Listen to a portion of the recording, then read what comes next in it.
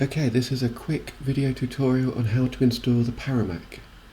You might have come across our GitHub repository where we develop the code, or you might have come across our documentation where we describe how to use the code. But in general, the code is for making 3D fusion reactor models.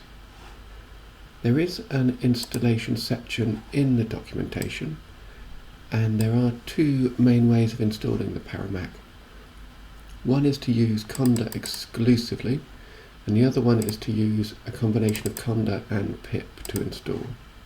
So we're going to work through them, and the first step is to install Conda. So this is a Python distribution and package manager, and we're just going to go to the products drop down and click individual edition. This is the open source edition. And we're going to click download. It's recognized we're in Windows, and this is downloading very quickly. So we're going to pop over to the downloads folder, and this will arrive. There's our Anaconda distribution, which we've just downloaded, and I'll load this up, and I'm going to install this with the default settings. In the default location. This will just take a while to install, and I'll be back when this finishes. Okay, so that's finished installing, and I'm clicking through the rest of the install. I'm going to untick these last two boxes, and then Anaconda's installed. So if I go to my Start menu, I should see the Anaconda Navigator. So I'm going to load that up, and the Navigator is where we can launch many things. So in the top left we've got the Anaconda command prompt, and I'm going to launch that by clicking launch. This will load up the command prompt, and that base means that we're in the Anaconda base environment. So I'm just going to put this to the right, and I'm going to minimize that, and I'm going to bring up the installation instructions from the documentation. This is what we're going to work through now. So we've done the prerequisites, and we're going to do Conda create --name Paramak environment, and I'm going to set that into a Python 3.8 environment, but others are available. So that's the first instruction in the install. And it's prompting us now, would we like to proceed? So I put Y for yes, and I press enter. And this is going to create the environment. And a good thing about environments is you can install things there, and maybe this breaks the environment, but it doesn't damage your base environment. So you can always go back to your base and make a new, fresh environment for a new project. So it finishes making the environment, and it says to activate this, Conda activate paramac env. So that's our second instruction there. So I will do that now.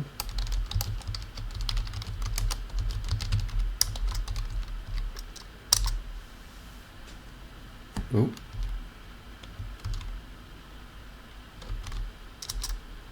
So that's now activated, and you see we've gone from base to Paramak environment. And then I'm going to install into this environment. And this is the Conda install command. Conda install -c means channel, so I'm going to add some channels. This is fusion energy where the Paramak is from. CadQuery channel is where CadQuery is from. And Conda Forge is where lots of great packages are from. So now it knows where to find all of the packages required in the dependencies. So this is going to prompt us again. And I had a typo in that command, so just redoing this, and this is now going to prompt us with all the packages that it's going to install to check that we want to proceed. So this is quite a long list of packages, and this is why Conda is so great. It will manage conflicts between these packages as best as it can, and I've put Y for proceed, and it's going to work through and install all these packages with specific versions. Right, so that would take a while, and I'll be back. Okay, it's just finished installing, so we're just going to type in Python, and you can see that is 3.8, and we're just going to try to import Paramak to check it works. So it's importing now, and it looks good. It's finished importing, but this isn't how you could use it in a terminal like this, but this isn't how most people will use it. It's common to use a development environment like VS Code or Jupyter Labs. So let's have a look at some of those options now. Going back to Anaconda Navigator and clicking on our environment, drop-down menu, so we should have the base environment and the Paramak environment. This is where the Paramac's installed. So we switch to that environment, and then we're going to launch Jupyter Lab. And this will bring up a web-based development environment, but there's others as well.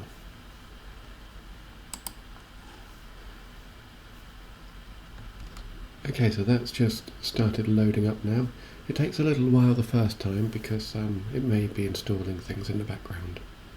So we'll just make a new Python notebook, and we're going to import the Paramak. Actually, instead of doing everything manually, I just remembered we've got some examples on here. So example parametric components, reactors. So here's some examples of reactors you can make. So I'm going to copy this example and paste it in there and run it by holding Shift and pressing Enter on the code block. And then I'm going to export this to a 3D step geometry. A step file can be opened up in a program called FreeCAD.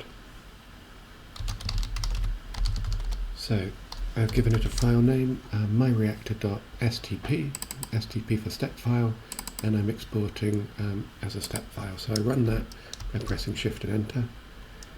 And then FreeCAD is a great CAD software. It's, as the name describes, free, and it's working on all your main platforms here. So I've downloaded that earlier, as you saw, and I've got a link to it on my desktop. So I'll just load that up, and we can see that the Paramak has returned the file name of the reactor. So that is just loading up in the background, and here is FreeCAD now. So if we open, I'm just navigating to the right folder, and it's called myreactor.stp. So there you go, a 3D fusion reactor. And of course the great thing about the Paramak is you can change things. So if we wanted to make the blanket larger, it's 50 centimeters at the moment, but if we wanted to make it 200, we would just change that variable and rerun those two code blocks, and then we would be able to make another reactor. So I can open that up as well once it finishes creating, and we should see a difference here. So there you go, it's got a much bigger blanket now. Small blanket, big blanket. Great. But there are other ways of viewing it as well if you don't want to install FreeCAD. Let's close that down now. So one really nice option is to use Jupyter CadQuery, which is a Python package that you can install, and it will allow you to view the CAD within Jupyter notebooks. So it's very easy to install, and this is described in the documentation as an optional install. But this is the command pip install Jupyter CadQuery. So I'm going to go back to my terminal, and I'm going to paste that in, and this will install into my Paramak environment, and it's very quick. and then once that's done I'll be able to make use of it. So I'm just going to click Restart Environment so that Jupyter is aware of this new package. Okay, so I'm going to make the same reactor, and instead of export STP I'm going to put show with brackets afterwards. And that's going to build the reactor and show it in the Jupyter notebook. So I'll make that full screen now. So there you go, there's the reactor. And you can see the blanket. This is a nice option of being able to hide components, and then you can inspect things fairly easily. So let's just make the blanket 50 centimeters again, and then we run that, and then we can show the new thinner blanket again. Oh, there we go. Right, I changed the blanket back. So it's great because you can hide different parts, and you can also do clippings to slice through the geometry and have a look inside a little bit. So two options for viewing the geometry, and there's many more CAD programs, but that was the install. And in general, there's the Git repository, there's the documentation with the install.